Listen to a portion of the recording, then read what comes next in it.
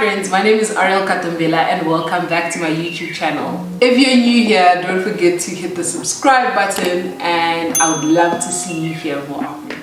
So during this lockdown, one of the biggest struggles I've had in my faith has been just the feeling of condemnation and the thought that I'm not doing quite what I should be doing to get to that place of relationship with God.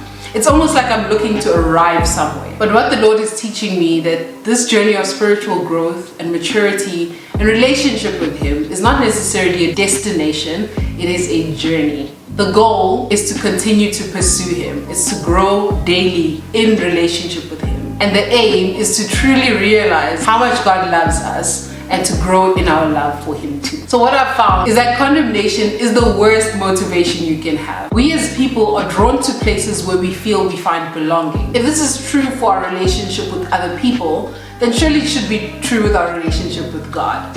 However, when we pile up this condemnation, we hold ourselves back from truly experiencing true relationship with God because we are driven by duty rather than by our desire for Him. It's not until we truly desire to be with God that we will put things in place to ensure that we are investing our time and our energy in growing in intimacy with Him by way of prayer, by way of spending time in His Word, taking quote-unquote quiet times, and truly just investing the best of our times to growing in intimacy with Christ. I've been reading this amazing book by Brennan Manning, and he says we should shift from this place of thinking I should pray to I must pray. Thinking I should pray is more dutiful. It's a space of thinking there's something expected of you and you need to fulfill that expectation. But when you say I must pray, it's a realization of the need and the essentiality of that thing, prayer, in your life.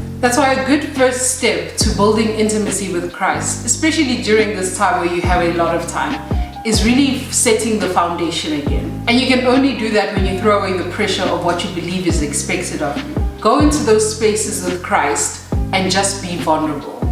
Allow yourself to be seen by Him, to be loved by Him. Focus on really understanding who Jesus is and what His love for you looks like. So throw away that pressure of needing to be something and embrace the love of Jesus. Spend time allowing God to show you His love. Being with Jesus is not supposed to be something that makes us anxious or makes us feel like we lack another thing in our spirituality.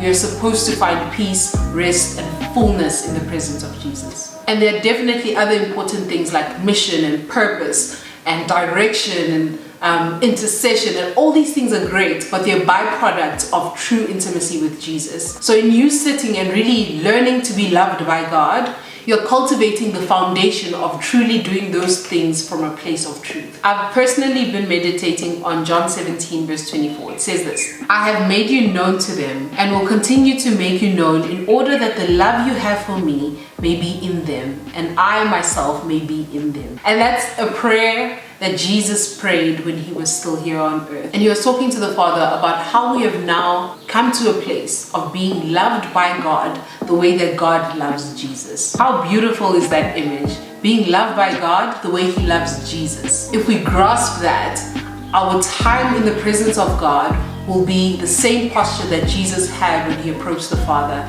knowing that He is our Father, He's Abba, and having a fear and reverence, but being motivated by love. Also being motivated by knowing that we belong in His presence. Another promise in this verse is that He is within us.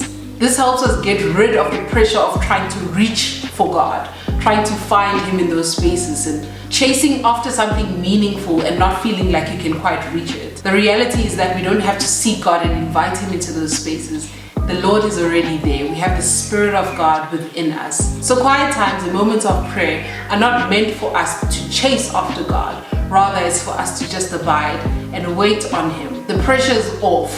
All we have to do is hear Him out, listen to His promptings, and obediently step forward as we grow in relationship with Him.